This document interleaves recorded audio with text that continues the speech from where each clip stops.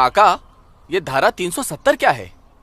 धारा 370 क्या है ये जानने के लिए 42 साल पीछे जाना होगा बेटा।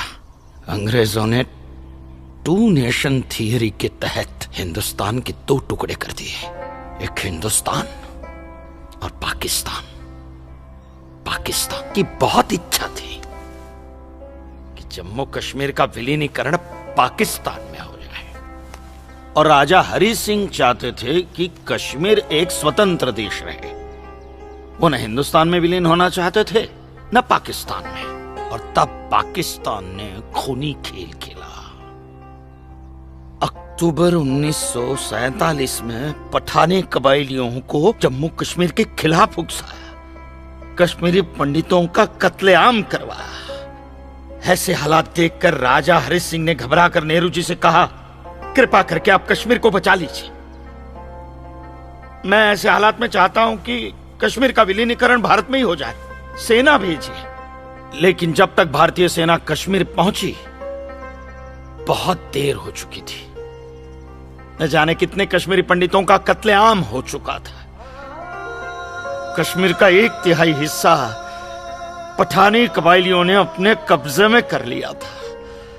लेकिन अपनी इस नीच हरकत के बाद भी पाकिस्तान बाज नहीं आया। पठानी कबायलियों और भारतीय सेना के बीच युद्ध जारी रखा पाकिस्तान ने। संयुक्त राष्ट्र सुरक्षा परिषद के 3 सदस्य आयोग की रिपोर्ट पर 13 अगस्त 1948 को पठानी कबायलियों और भारतीय सेना के बीच युद्ध विराम घोषित हुआ, और यह तय किया गया कि कश्मीर समस्या का हल जनमत के आधार पर ही होगा। सितंबर 1951 में मताधिकार के बाद एक बार फिर जम्मू कश्मीर के भारत में विलय की पुष्टि की गई, मगर इसी दौरान शेख अब्दुल्ला ने अपने हाथों से धारा 370 का ड्राफ्ट तैयार किया और नेहरू जी को सौंपा।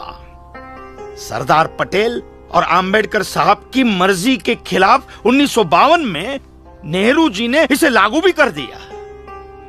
इसी धारा 370 की वजह से नेहरू जी ने कश्मीर को एक ऐसा विशेष दर्जा दे दिया जिसमें जम्मू कश्मीर राज्य ने हिंदुस्तान से अपना एक अलग संविधान स्थापित कर लिया। इसी धारा 370 की वजह से हमारे हिंदुस्तान का राष्ट्र ध्वज अलग है और कश्मीर का भी ध्वज अलग। इसी धारा 370 की वजह से कश्मीर की कोई भी महिला यदि भारत के किसी भी अन्य राज्य के नागरिक के साथ शादी करती है तो उस महिला की नागरिकता समाप्त हो जाती है। लेकिन यदि वो महिला अगर किसी पाकिस्तानी नागरिक के साथ शादी करती है तो पाकिस्तानी नागरिक कश्मीर का नागरिक हो जाता है, हिंदुस्तान का नागरिक हो जाता है। इसी धारा 370 की वजह से भारत के किसी भी अन्य राज्य का नागरिक जम्मू कश्मीर में जमीन खरीद नहीं सकता, व्यापार नहीं कर सकता। लेकिन जम्मू कश्मीर का नागरिक भारत के किसी भी अन्य राज्य में जाकर अपना व्यापार कर सकता है, जमीन खरीद सकता है, कुछ भी कर सकता है। अरे ये बिग लैंड एबोलिशन एक्ट क्या है पता है? यदि जम्मू कश्मीर का कोई भी मुसलमान जमीन ठेके पर लेकर खेती करता है तो कश्मीर की सरकार उस हिंदू को बिना मुआवजा दिए वो जमीन जबरन उस मुसलमान को दे सकती है। ये है बिग लैंड एबोलिशन एक्ट, ये है धारा 370-35 से, और इसी का नतीजा है ये गिरधारी जी का फैसला। और सिर्फ यही नहीं, ये जो सरकार की ऋण निरस्तीकरण योजना है ना, इसके अंतर्गत उन सारे मुसलमानों का कर्जा माफ कर दिया जाएगा जो उन्होंने हिंदुओं से लिया। बताइए। सरकारी नौकरियों में 5% का आरक्षण हम हिंदुओं के लिए किया है। सारे हिंदू कश्मीर से चले जाएं, यही चाहता है पाकिस्तान और यही चाहते थे शेख अब्दुल्ला।